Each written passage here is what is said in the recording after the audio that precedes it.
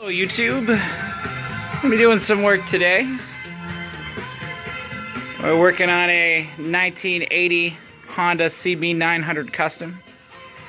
This is my baby. Been trying to take pretty good care of her, do what we can, you know. I'm very fortunate in that the mileage is quite low. For a model this old, kind of a miracle. Alright, so one of the oddball things about this bike, unlike a lot of the other CBs, is it has a shaft drive, which is really nice because it's relatively maintenance free. Now, kind of a general rule of thumb is whenever you change your oil, you need to change your shaft drive oil. Well, I changed my oil not too long ago. Wasn't really due for it, I don't think, but it was old. So, yeah. This is a pretty simple procedure. You have a drain plug here, and that's a, what is that? 10 millimeter. May vary from bike to bike. So what you want to do, you just want to loosen that up. Should come pretty easy. And this stuff is nasty, you don't want to get it on you.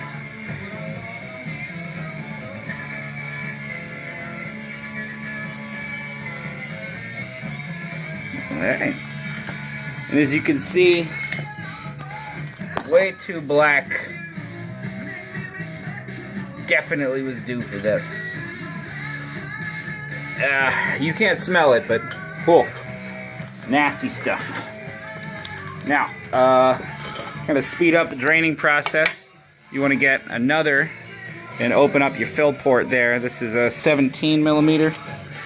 As I understand, that's pretty normal on these old Hondas, normal size.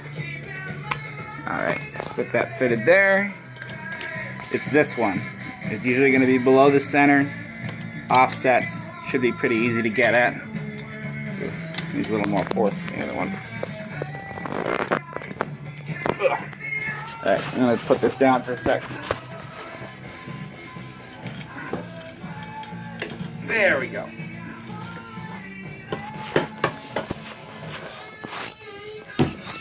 So once you get it loose,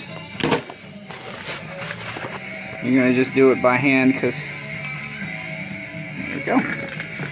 That should speed up the flow. It doesn't hold too much, these things. Make sure you keep good track of your parts. Oh, these are aluminum. That's neat. That means they won't stick to my, this one might. Yeah, that one's steel. Yeah, alright, so once that gets done draining, we just got to fill her up. Waiting for this to drain, something you might want to check out, and it's almost done, except there's not much in there. Your filler cap and maybe the drain plug at the bottom will have a little rubber gasket on it right there. Now, as you can see, the one on mine is pretty much perfect, which is to be expected with something with only 11,000 miles on it. But if your bike is older or it's been kind of abused, higher miles, you may want to check that out, put another one on there. Also, be really careful to not get this dirty. You want to keep it clean.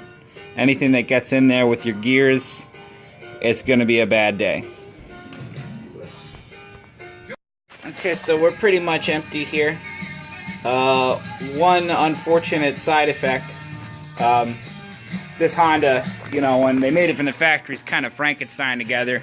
Usually, that'll be on the side of your kickstand, so you can tilt the bike towards it. It'll drain faster, drain better. But drive shaft's on the right on this one, and your shifter and your side stand are on the left. So this is a center stand procedure. So you want to just kind of give this a good little wipe. And by the way, anything you get this gear oil on, just toss it. Like, you can try to clean it, but it'll do you no good. It's got this, you'll get it off of there and it'll have this horrible lingering smell. That jeans jacket up there is just completely wasted now. I can't even use it anymore. Alright, okay. So, doing this again, really simple. You just got to reverse this procedure. So you want to take off your 17 here. mount your 10. Once again, these sizes will vary bike to bike. Make sure you don't get that shit on your clothes. Man, I gotta get one of those head mounts for my camera. This is really kind of hard to do with one hand. Not impossible, though. Alright. Let's see. Oh, fuck. Alright, hold on. So, like I was saying, tighten up your plug here.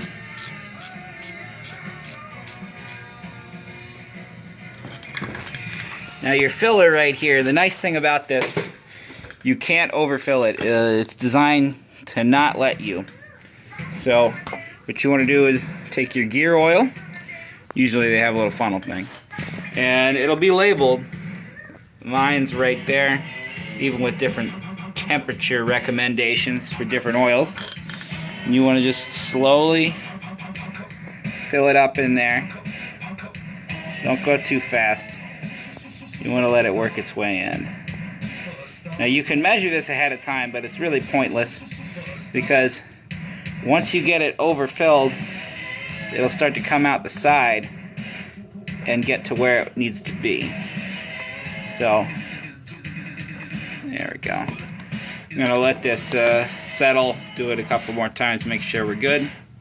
Well, it's still dripping out a little bit here, but nothing to be too worried about. This isn't the most finicky thing in the world, at least not on these old ones. So you just get your filler cap here. Once again, make sure your threading and everything is nice and clean. You want to give that a little hand thread.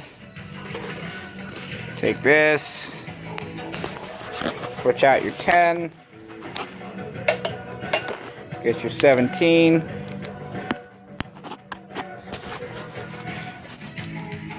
Yeah, like I said, don't over tighten. There's no need to kill it. Get it nice and snug. And that's good. You don't want to blow out your gasket. And alright. That's pretty much it. Give it a wipe. Good enough? Alright, yeah. Perfect.